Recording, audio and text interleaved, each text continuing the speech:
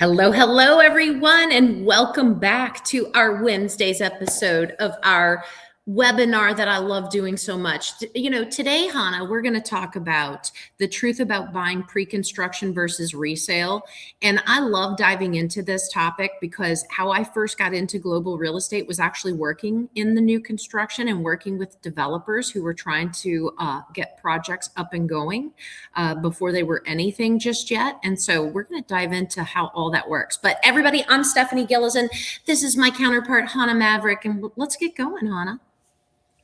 I'm very, very excited about this one because obviously, with me being in Dubai, I hear a lot of different stories on this topic, buying off plan, buying resale. What should you do? The pros and cons of each approach without the hype.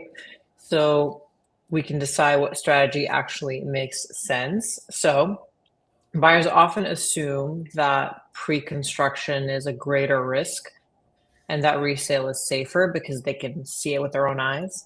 But that's not really how experienced global buyers think. And I know you know this working with developers, and you're a developer yourself. And so today we're going to unpack how to evaluate both options properly and decide when each one fits best. So let's talk about why this decision matters. Why is choosing between pre-construction or off-plan and resale such a critical decision for a buyer? Well, obviously, this is about risk, cash flow, flexibility, and exit strategy. Okay. Pre construction and resale, they behave completely different. They're different timelines, different risk profiles, different capital requirements, right? When the money comes due, when it's due, and so forth. It is also a different buyer psychology.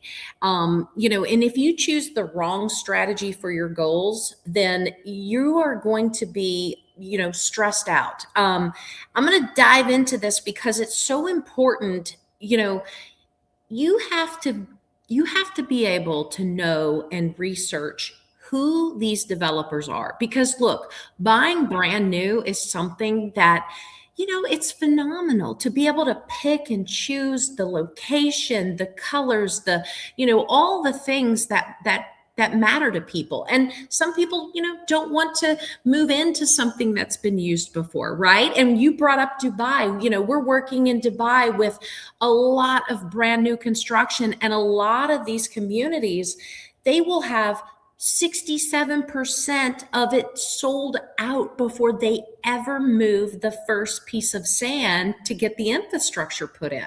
So, again, it goes back to the developer's reputation and how you can trust that development.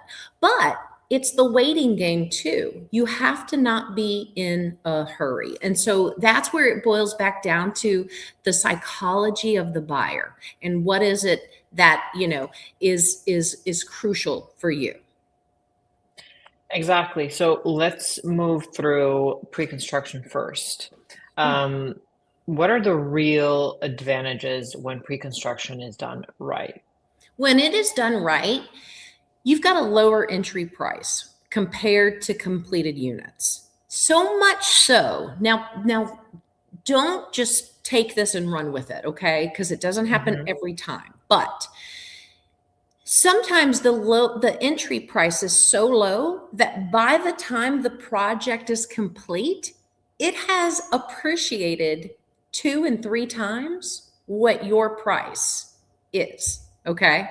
Because of demand, supply and demand, okay? So that's a possibility. Sometimes people sell, right, before they even get to this point of finishing, okay? So that capital appreciation is what I'm talking about as the project is going through its different phases, all right? Now, you also have the flexibility of the payment. Now, again, a smart developer is not going to say, okay, this unit is 1.5 million US dollars, and just show me that you have $250,000 of that today. The smart developer is going to say, show me how you have $1.5 million, right?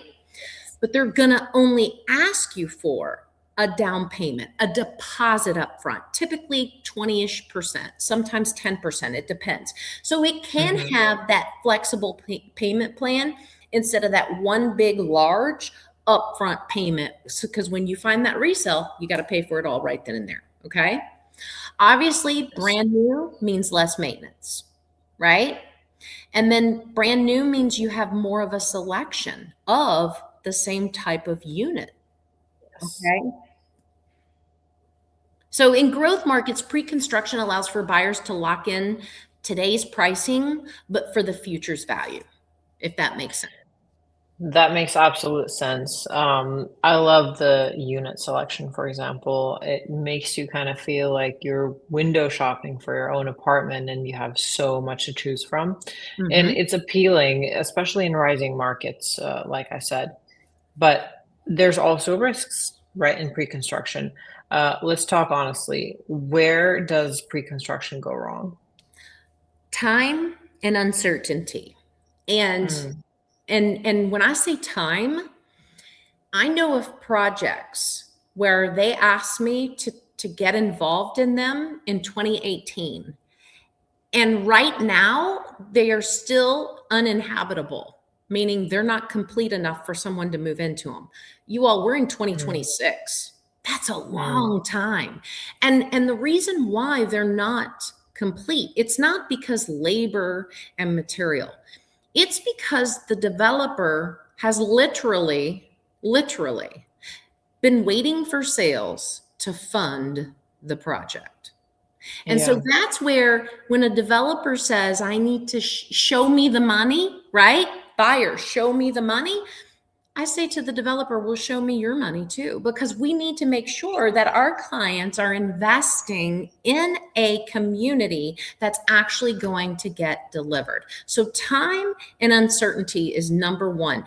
Project delays can be delays for years, and you don't want to have something delayed. Look, I've had a scenario where the new construction deposit gets put in place. And God forbid, we don't want to see this happen, but something changed in their life and they Mm. couldn't purchase when time came. Something drastically changed and it was an illness. So you don't want to have those project delays. You could also see changes in market conditions during that time.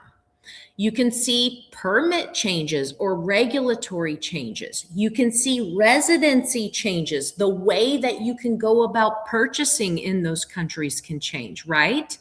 And so that's why wealthy buyers, they don't buy projects, they buy developers with track records. They buy developers with track records in markets with strong fundamentals.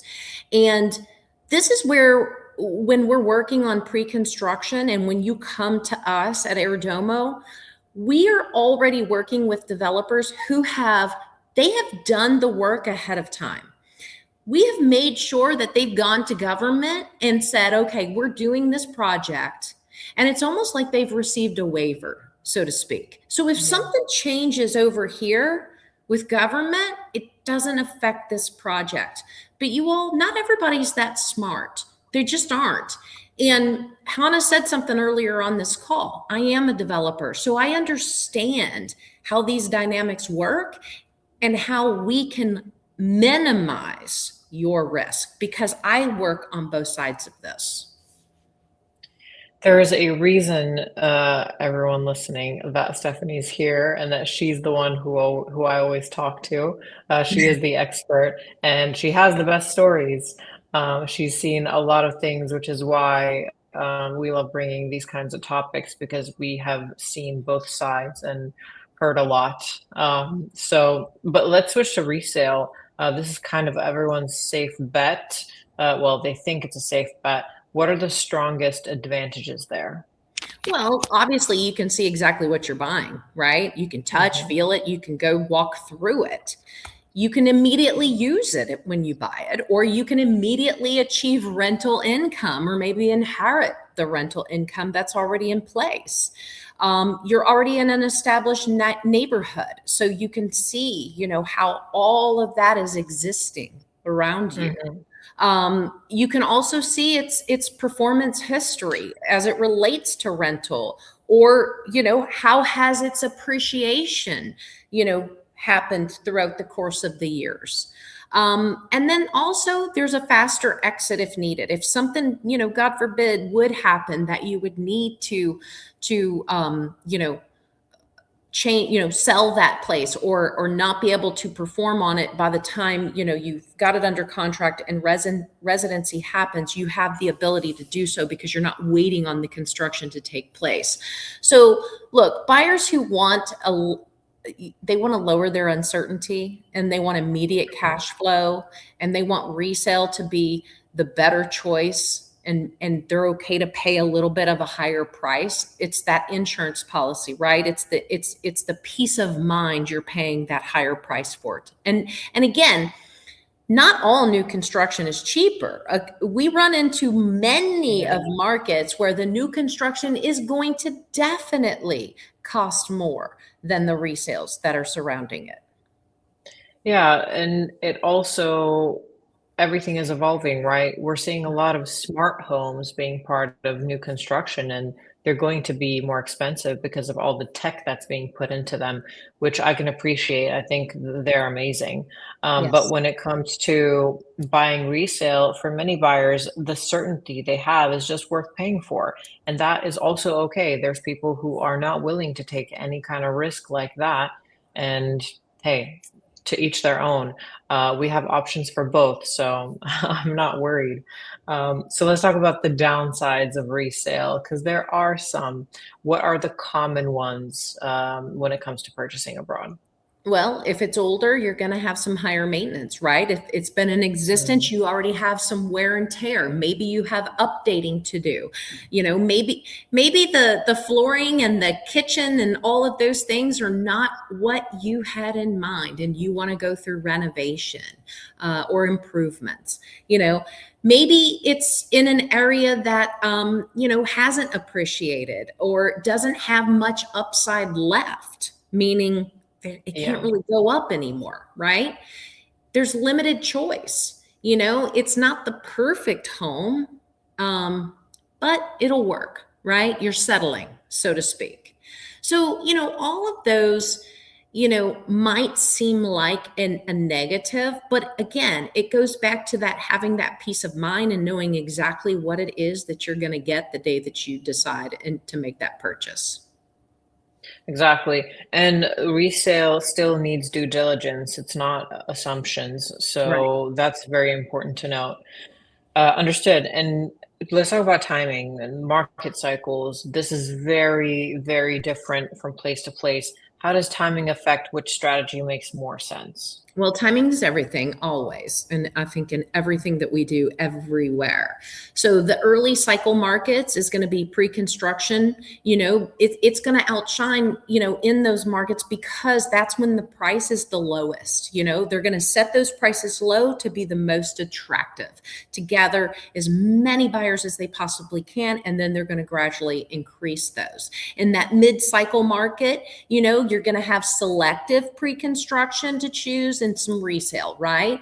And then late Mhm. cycle markets, resale usually is going to be there to carry that less risk for everybody. Wealthy buyers don't use the same strategy everywhere, right? They're going to adapt based on where it is that they're looking to grow. They're going to adapt based on what market is in what cycle. Okay. And so, the same strategy is not the same in every single place. And that's, again, where Airdomo comes into play, because when we identify what strategy is right for you, that will help us identify the right place for you as well. So that's exactly what I wanted to chat about next, which is matching that strategy to the buyer goals. How should buyers decide which option fits them best? We've got to see where you align and where that alignment is. Pre-construction tends to suit buyers who can wait. You can be patient. You Mhm. want appreciation. You're comfortable with the phased payments.